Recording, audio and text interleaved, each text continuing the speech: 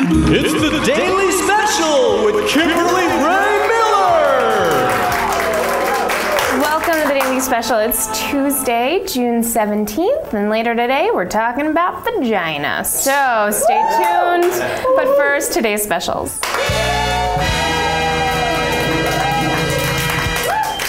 Shantae Brutus, wife of Snoop Dogg, was arrested for DUI over the weekend. Shantae said she wasn't drunk, she's just in a perpetual state of contact high.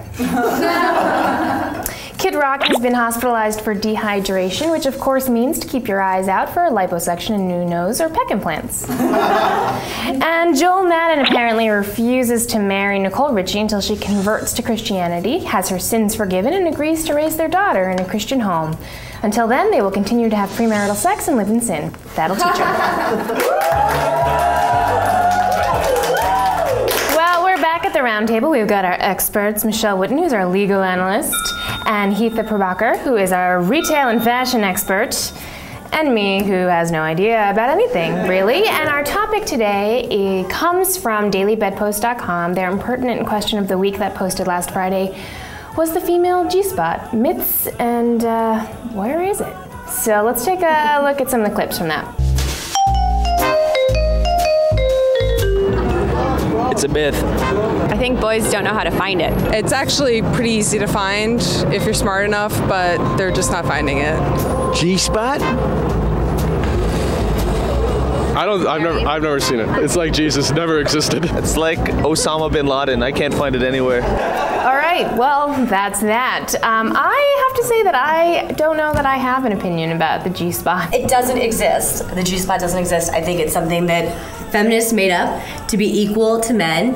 And you know what? We're not physically equal to men. I don't think we're not physically equal, and I certainly think it exists. I think it's just a lack of trying for some men in that department. The video definitely showed that there are definitely men who really don't think it exists or really don't care. So is there a problem in society with sexuality where women are kind of overlooked in the satisfaction department? Again, I think feminists created something like the G-spot in order to, it's almost like a Hallmark card. It's a marketing ploy. G-spot is a marketing ploy.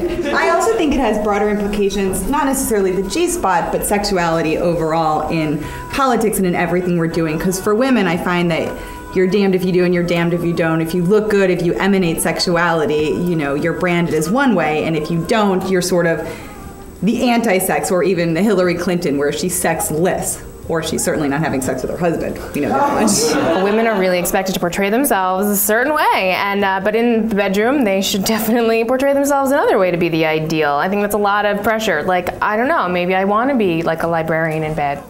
Or not.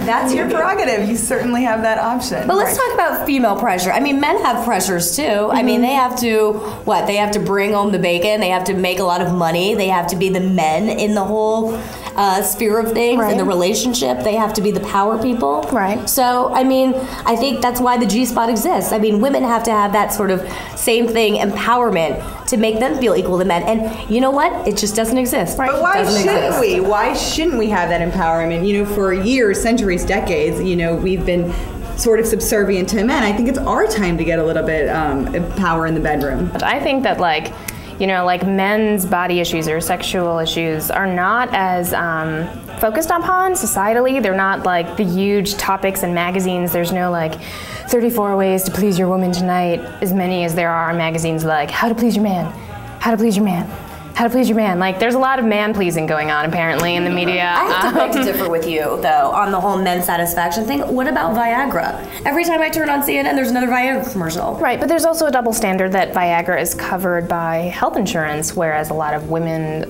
supplements to help them with their sexual regularity is not. Yeah, that's infuriating to me that, you know, Viagra is covered by prescriptions, but birth control's not. I do think we're in an age right now where, you know, we need to start paying attention to women's needs just as much. Well, thank you, Emin Lowe, for your exploration. Now I know I may pee or I may not if I find it, and that is something for me to work on. Have a great day, everyone. I'll see you later.